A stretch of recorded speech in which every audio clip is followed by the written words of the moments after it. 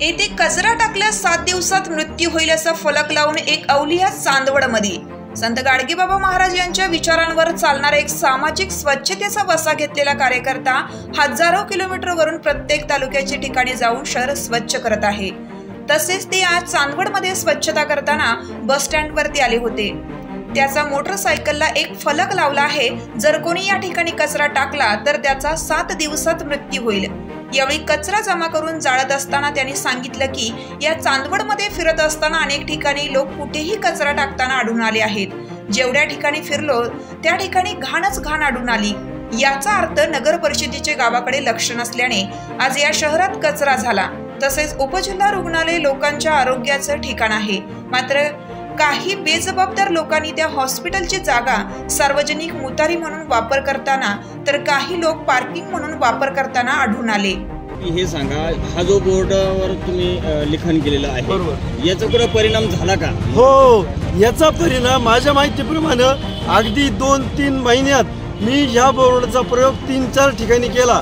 आता मी नाव सांगेल किंवा नाही सांगेल, संगमनेर आमच्या तालुक्यामध्ये एक खूप मोठं अगदी तालुका जिल्हा लेवलचं एक खूप मोठं हॉस्पिटल आहे। खूप मोठे म्हणजे MBBS सगळे डॉक्टर तयार होतात। अगदी कुटीत 2 एकरचं हॉस्पिटल आहे आणि मी त्या ठिकाणी गेलो। त्या हॉस्पिटलच्या समोर असाच कचऱ्याचा महासागर होता। मला हॉस्पिटलच्या समोर कचरा हे मला खूप दिवसापासून खटकत होतं। मी आतमध्ये गेलो, त्या साहेबांना भेटलो, म्हणलं हा कचरा हटवण्यासाठी काय करता येईल? त्यांनी सांगितलं, आम्ही पोलीस स्टेशनला गेलो, हे सगळ्या लोकांशी भांडणं केले, तक्रारी केल्या, सगळं करून बघितलो, लोक कचरा टाकायचे जात नाही। म्हणलं मी त्याचं निवारण करतो, फक्त तुमचं सहकार्य पाहिजे। मग त्यांनी कबूल केलं। त्या ठिकाणी मी गेलो, हाच बोर्ड लावला आणि मी कामाला सुरुवात केली। 8 दिवस मी त्या हॉस्पिटलमध्ये मुक्काम केला।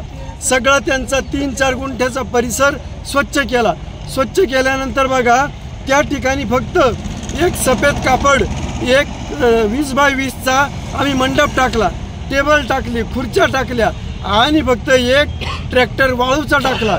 सगळा परिसर स्वच्छ झाला आणि दररोज सकाळी आम्ही 4-6 कार्यकर्ते त्या टेबलावर जाऊन बसायचो। कुणीही कचरा टाकत नव्हतं। म्हणजे माणूस कोणत्या ठिकाणी कचरा टाकतो? ज्या ठिकाणी घाण दिसल त्याच ठिकाणी माणूस कचरा टाकतो। आपली ये-जा वाढली, माणसाचा जर संपर्क वाढला तर माणूस त्या ठिकाणी कचरा टाकणार नाही। पण ही सुरुवात आपण आपल्यापासून केली पाहिजे। आणि आज त्या हॉस्पिटलमध्ये ते लोक इतकं माझं कौतुक करतात, दर 8 दिवस झाले की मला फोटो टाकतात, मेसेज टाकतात, हे बघा तुम्ही केलेलं कार्याचं काम। मला काय वाटतं की 4.5 वर्षात मी जे काम केलं आहे, कुठंतरी या कामाचं चीज झाल्यासारखं असं मला वाटतंय। लोक घाबरतात। लोक बघा, अगदी ज्यावेळेला ब्राह्मण म्हणतो मम मामा, लोक मम म्हणतात। लोक काही करायला तयार आहे, पण त्यांना तसं घेऊन जाणारा माणूस पाहिजे असं। या ठिकाणी मोटरसायकलवर येऊन आणि आमच्या तालुक्यामध्ये किंवा त्या बस स्टँडमध्ये कचरा टाकल्यास 7 दिवसात मृत्यू होईल, काय संकल्प आहे तुमची? पहिल्यांदा मी माझी थोडीशी माहिती सांगतो, मी कोण आहे, कुठून आलोय, काय। बघा, माझं नाव हरिभाऊ उगले, डोंगरगाव, तालुका अकोले, जिल्हा अहमदनगर। मी तुमच्यासारखाच एक शेतकरी आहे, पण शेतकरी कधी रिटायरच होत नाही। अगदी नोकरदार वर्ग 36-37 वर्ष नोकरी करतात आणि रिटायर होतात, पण मी 40 वर्ष शेतीत नोकरी केली आणि रिटायर झालो। बघा, पण रिटायर झाल्यानंतर प्रत्येक माणसाची जीवनात एक शेवटची संकल्पना, एक शेवटची इच्छा असते। तसं अगदी मला तर वाटतं, एखाद्या माणसाला वाटेल मला मुख्यमंत्री व्हायचं आहे, बरोबर, पण मला हे जे गाडगे महाराजांचं काम आहे हे कुठंतरी खूप पाठीमागं पडल्यासारखं वाटलं, स्वच्छता आणि अंधश्रद्धा। मग मला त्यांचं काम फक्त पुढं न्यायचं आहे आणि तिथूनच माझ्या कामाला सुरुवात झाली। बघा, ज्या वेळेला सावित्रीबाईंनी शाळा सुरू केली की त्या वेळेला शाळाच नव्हत्या, पण आता मला काय वाटतं की प्रत्येक गावात शाळेच्या 2-2, 3-3 मजली इमारती झाल्या, म्हणजे त्यांचा हेतू साध्य झाला। तसं हे जे गाडगे महाराजांचं काम आहे, अगदी मी संपूर्ण महाराष्ट्र फिरतोय की मला वाटतंय अगदी 30% सुद्धा हे स्वच्छतेचं काम झालेलं नाही आहे। तीच मला एक कुठंतरी खंत वाटली आणि मी या कामाला सुरुवात केली. आत्तापर्यंत साधारण 36 जिल्हे, 1000 ग्रामपंचायत आणि साधारण 112 तालुके एवढा प्रवास करून आता मी थोडंसं शहरी भागाकडे वळालो आहे. आणि साधारण आता या तुमच्या चांदवड गावामध्ये आलो आहे, चांदवड शहरामध्ये आलो आहे. आपल्याकडे एक म्हण आहे, घराची काळ अंगण सांगते. तुमच्या चांदवडमध्ये आल्यानंतर पहिल्यांदा बस स्टँड परिसर बघितला की अगदी मी आल्या बघितलं, येताना प्रत्येक माणूस अगदी गेटजवळ नाक दाबून येतो. याचा अर्थ असा की इथं इतकी घाण आहे की कालपासून मी कचरा काढतोय की आता कसा काढला मलाच माहिती. नगरपालिकेने लक्ष द्यायला पाहिजे, या बस स्टँडला लक्ष द्यायला पाहिजे. कारण आपण बसमध्ये प्रवासी जर बसले तर अगदी 50 पैशापासून 1 रुपयापासून लोक तिकीट फाडतात. त्यांना तशी सुविधा दिली पाहिजे. नगरपंचायत असेल त्यांनीसुद्धा कर आकारणी करते, त्यांनीसुद्धा या गोष्टींकडे लक्ष द्यायला पाहिजे. आज आम्ही 5 मिनिटापासून इथं उभं राहिलो आहे, पण डास आणि मच्छर अगदी म्हणजे उभं राहून देत नाही. या गोष्टीकडे नगरपंचायतनं सुद्धा लक्ष दिलं पाहिजे.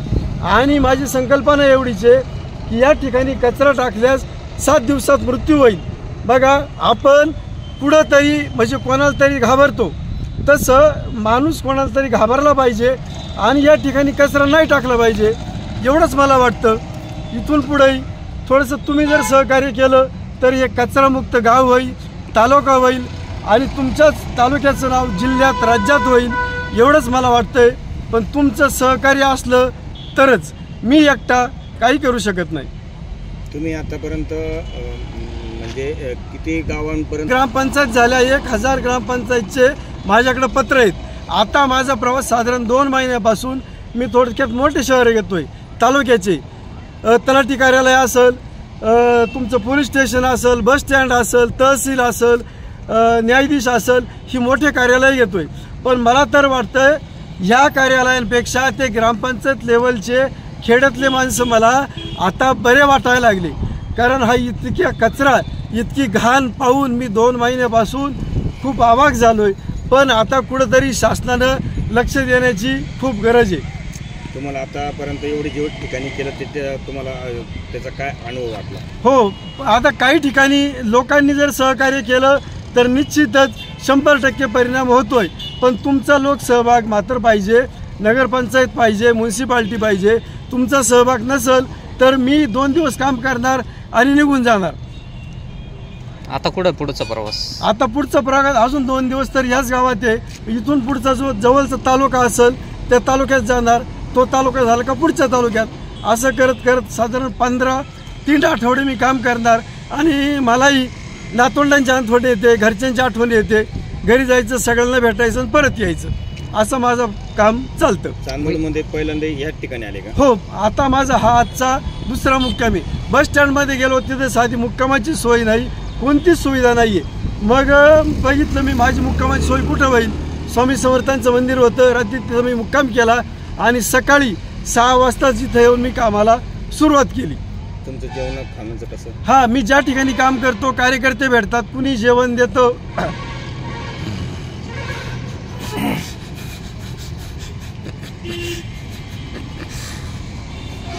बोला.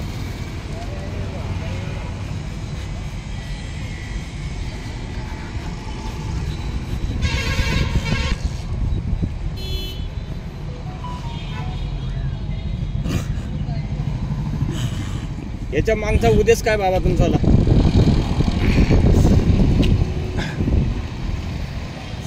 बघा,